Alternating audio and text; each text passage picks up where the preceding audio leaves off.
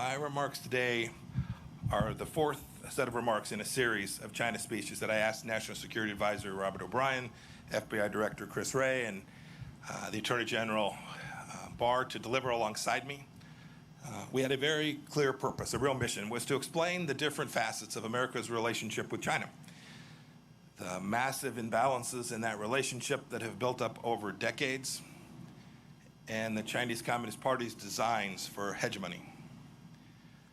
Our goal was to make clear that the threats to Americans that President Trump's China policy aims to address are clear, and our strategy for securing those freedoms established. You know, Ambassador O'Brien spoke about ideology. FBI Director Wray talked about espionage. Attorney General Barr spoke about economics. And now my goal today is to put it all together for the American people and detail what the China threat means for our economy, for our liberty, and indeed for the future of free democracies around the world. Next year marks half a century since Dr. Kissinger's secret mission to China, and the 50th anniversary of President Nixon's trip isn't too far away in 2022. You know, the world was much different then. We imagined engagement with China would produce a future with bright promise of comedy and cooperation. But today we're all still wearing masks and watching the pandemic's body count rise because the CCP failed in its promises to the world. We're reading every morning new headlines of repression in Hong Kong and in Xinjiang. We're seeing staggering statistics of Chinese trade abuses that cost American jobs and strike enormous blows to the economies all across America, including here in Southern California. And we're watching a Chinese military that grows stronger and stronger and indeed more menacing. I'll echo the questions ringing in the hearts and minds of Americans from here in California to my home state of Kansas and beyond. What do the American people have to show now, 50 years on, from engagement with China?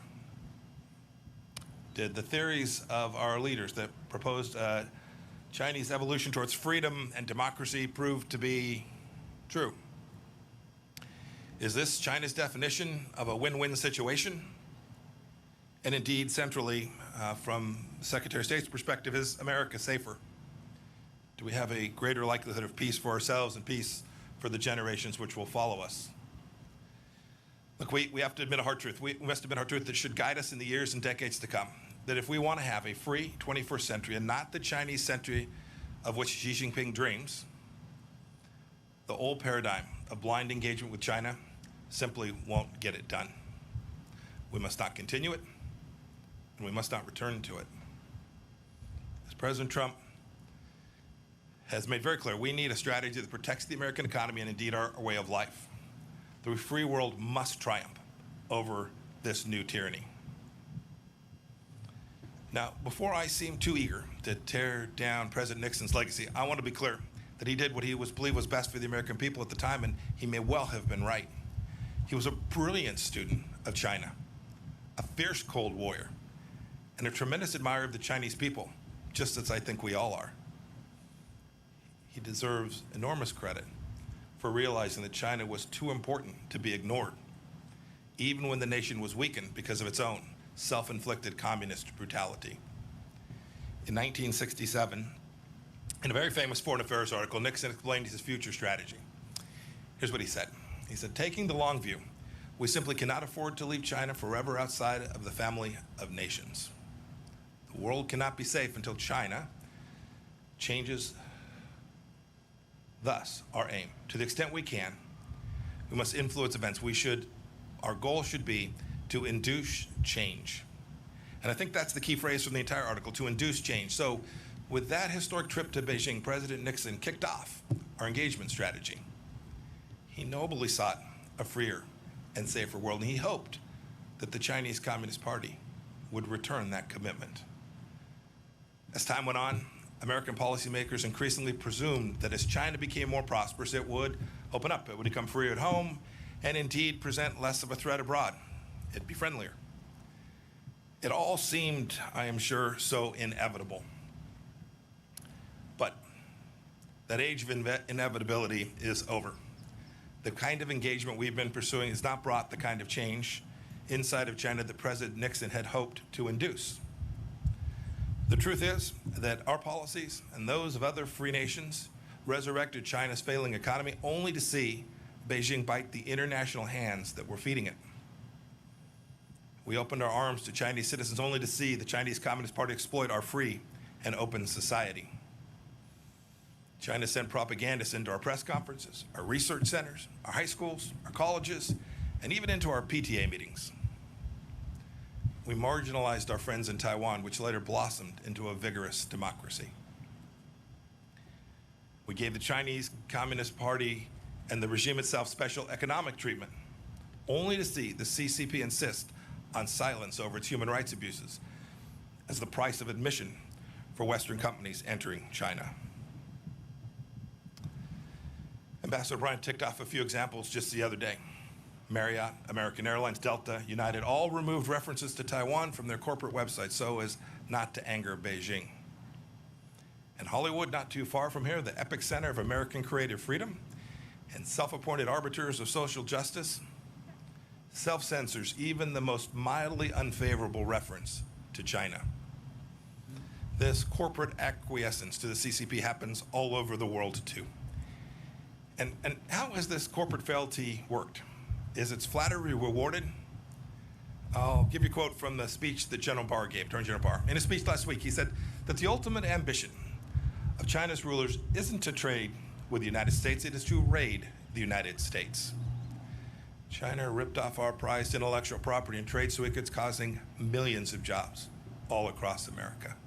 It sucked supply chains away from America and then added a widget made of slave labor.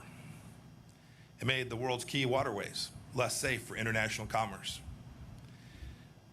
President Nixon once said he feared he had created a Frankenstein by opening the world to the CCP.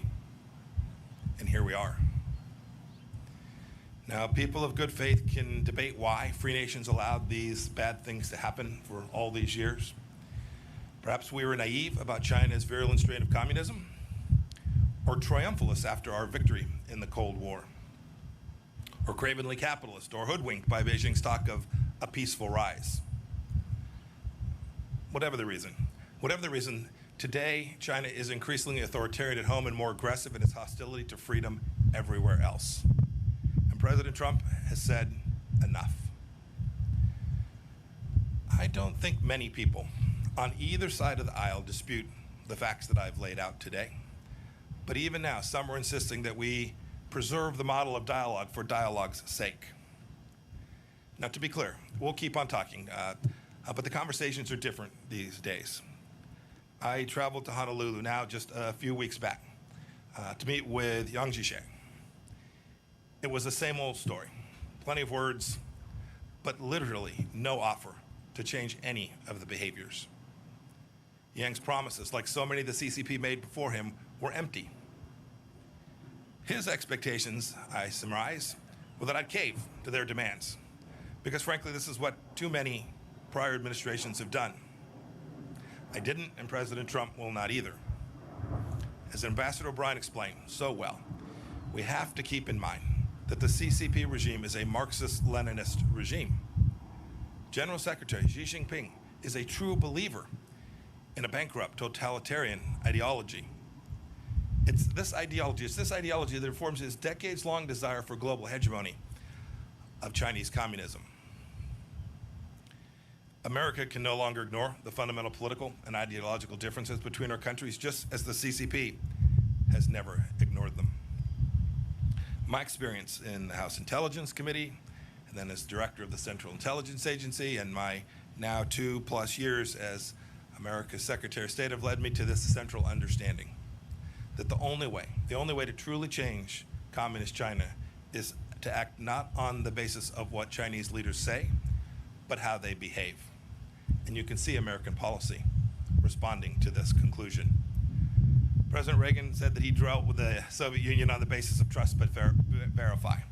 When it comes to the CCP, I say we must distrust and verify. We the freedom-loving nations of the world must induce China to change, just as President Nixon wanted. We must induce China to change in more creative and assertive ways because Beijing's actions threaten our people and our prosperity. We must start by changing how our people and our partners perceive the Chinese Communist Party. We have to tell the truth. We can't treat this incarnation of China as a normal country just like any other. We know that trading with China is not like trading with a normal law-abiding nation. Beijing threatens international agreements treats international agreements as suggestions, as conduits for global dominance. But by insisting on fair terms, as our trade representative did when he secured our Phase 1 trade deal, we can force China to reckon with its intellectual property theft and policies that have harmed American workers. We know, too, that doing business with a CCP-backed company is not the same as doing business with, say, a Canadian company. They don't answer to independent boards, and many of them are state-sponsored and so have no need to pursue profits. A good example is Huawei. We stopped pretending Huawei is an innocent telecommunications company just showing up to make sure you can talk to your friends. We've called it what it is, a true national security threat, and we've taken action accordingly. We know, too, that if our companies invest in China, they may wittingly or unwittingly support the Communist Party's gross human rights violations. Our Departments of Treasury and Commerce have thus sanctioned blacklisted Chinese leaders and entities that are harming and abusing the most basic rights for people all across the world. Several agencies have worked together on a business advisory to make certain that our CEOs are informed of how their supply chains are behaving inside of China. We know, too, that not all Chinese students and employees are just normal students and workers that are coming here to make a little bit of money and to garner themselves some knowledge. Too many of them come here to steal our intellectual property and to take this back to their country. The Department of Justice and other agencies have vigorously pursued punishment for these crimes. We know that the People's Liberation Army is not a normal army, too. Its purpose is to uphold the absolute rule of the Chinese Communist Party elites and expand a Chinese empire, not to protect the Chinese people. And so our Department of Defense has ramped up its efforts, freedom of navigation operations out throughout the East and South China Seas and in the Taiwan Strait as well. And we've created a space force to help deter China from aggression on that final frontier. And so, too, frankly, we've built out a new set of policies at the State Department dealing with China, pushing President Trump's goals for fairness and reciprocity to rewrite the imbalances that have grown over decades. Just this week, we announced the closure of the Chinese consulate in Houston because it was a hub of spying and intellectual property theft. We reversed 2 weeks ago 8 years of cheek turning with respect to international law in the South China Sea. We've called on China to conform its nuclear capabilities to the strategic realities of our time. And the State Department at every level, all across the world, has engaged with our Chinese counterparts simply to demand fairness and reciprocity. But our approach can't just be about getting tough. That's unlikely to achieve the outcome that we desire. We must also engage and empower the Chinese people, a dynamic, freedom-loving people who are completely distinct from the Chinese Communist Party. That begins with in-person diplomacy. I've met Chinese men and women of great talent and diligence wherever I go. I've met with Uyghurs and ethnic Kazakhs who have escaped Xinjiang's concentration camps. I've talked with Hong Kong's democracy leaders, from Cardinal Zen to Jimmy Lai. 2 days ago, in London, I met with Hong Kong freedom fighter Nathan Law. And last month, in my office, I heard the stories of Tiananmen Square survivors. One of them's here today. Wang Dan was a key student who has never stopped fighting for freedom for the Chinese people. Mr. Wang, will you please stand so that we may recognize you?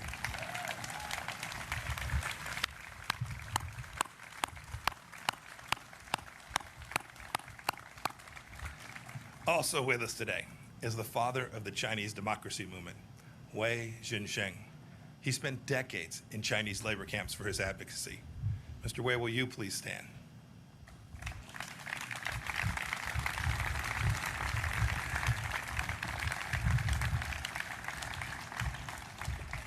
You know, I grew up and served my time in the Army during the Cold War, and if there's one thing I learned, communists almost always lie. The biggest lie that they tell is to think that they speak for 1.4 billion people who are surveilled, oppressed, and scared to speak out. Quite the contrary, the CCP fears the Chinese people's honest opinions more than any foe. And save for losing their own grip on power, they have no reason to. Just think how much better off the world would be, not to mention the people inside of China, if we had been able to hear from the doctors in Wuhan and they'd been allowed to raise the alarm about the outbreak of a new and novel virus. For too many decades, our leaders have ignored, downplayed the words of brave Chinese dissidents and warned us about the nature of the regime we're facing, and we can't ignore it any longer. They know as well as anyone that we can never go back to the status quo. But changing the CCP's behavior cannot be the mission of the Chinese people, and free nations have to work to defend freedom. It's the furthest thing from easy. But I have faith we can do it. I have faith because we've done it before. We know how this goes. I have faith because the CCP is repeating some of the same mistakes that the Soviet Union made. Alienating potential allies, breaking trust at home and abroad, rejecting property rights and predictable rule of law. I have faith. I have faith because of the awakening I see among other nations that know we can't go back to the past in the same way that we do here in America. I've heard this from Brussels to Sydney to Hanoi. And most of all, I have faith we can defend freedom because of the sweet appeal of freedom itself. Look at the Hong Kongers clamoring to emigrate abroad as the CCP tightens its grip on that proud city. They wave American flags. It's true. There are differences. Unlike the Soviet Union, China is deeply integrated into the global economy. But Beijing is more dependent on us than we are on them.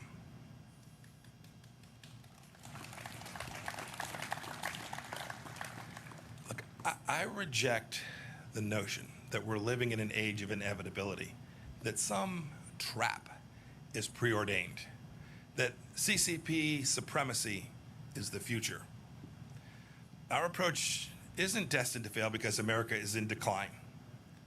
As I said in Munich earlier this year, the free world is still winning. We just need to believe it and know it and be proud of it. People from all over the world still want to come to open societies. They come here to study. They come here to work. They come here to build a life for their families. They're not desperate to settle in China. It's time. It's great to be here today. The timing is perfect. It's time for free nations to act. Not every nation will approach China in the same way, nor should they. Every nation will have to come to its own understanding of how to protect its own sovereignty, how to protect its own economic prosperity, and how to protect its ideals from the tentacles of the Chinese Communist Party. But I call on every leader of every nation to start by doing what America has done, to simply insist on reciprocity, to insist on transparency and accountability from the Chinese Communist Party. It's a cadre of rulers that are far from homogenous, and these simple and powerful standards will achieve a great deal. For too long, we let the CCP set the terms of engagement, but no longer. Free nations must set the tone. We must operate on the same principles. We have to draw common lines in the sand that cannot be washed away by the CCP's bargains or their blandishments. Indeed, this is what the United States did recently when we rejected China's unlawful claims in the South China Sea once and for all, as we have urged countries to become clean countries so that their citizens' private information doesn't end up in the hand of the Chinese Communist Party. We did it by setting standards. Now, it's true, it's difficult. It's difficult for some small countries. They fear being picked off. Some of them, for that reason, simply don't have the ability or the courage to stand with us for the moment.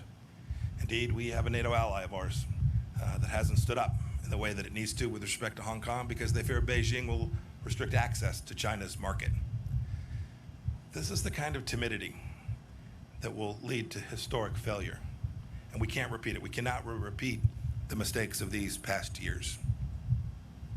The challenge of China demands exertion, energy from democracies, those in Europe, those in Africa, those in South America, and especially those in the Indo-Pacific region. And if we don't act now, ultimately, the CCP will erode our freedoms and subvert the rules-based order that our societies have worked so hard to build. If we bend the knee now, our children's children may be at the mercy of the Chinese Communist Party, whose actions are the primary challenge today in the free world. General Secretary Xi is not destined to tyrannize inside and outside of China forever unless we allow it. Now, this isn't about containment. Don't buy that. It's about a complex new challenge that we've never faced before. The USSR was closed off from the free world. Communist China is already within our borders. So we can't face this challenge alone. The United Nations, NATO, the G7 countries, the G20, our combined economic, diplomatic, and military power is surely enough to meet this challenge if we direct it clearly and with great courage. Maybe it's time for a new grouping of like-minded nations, a new alliance of democracies. We have the tools. I know we can do it. Now we need the will. To quote scripture, I ask, is our spirit willing, but our flesh weak? If the free world doesn't change, Communist China will surely change us. There can't be a return to the past practices because they're comfortable or because they're convenient. Securing our freedoms from the Chinese Communist Party is the mission of our time, and America is perfectly positioned to lead it because our founding principles give us that opportunity. As I explained in Philadelphia last week, staring at Independence Hall, our nation was founded on the premise that all human beings possess certain rights that are unalienable, and it's our government's job to secure those rights. It is a simple and powerful truth. It's made us a beacon of freedom for people all around the world, including people inside of China. Indeed, Richard Nixon was right when he wrote in 1967 that the world cannot be safe until China changes. Now it's up to us to heed his words. Today, the danger is clear, and today the awakening is happening. Today, the free world must respond. We can never go back to the past. May God bless each of you. May God bless the Chinese people. And may God bless the people of the United States of America. Thank you all.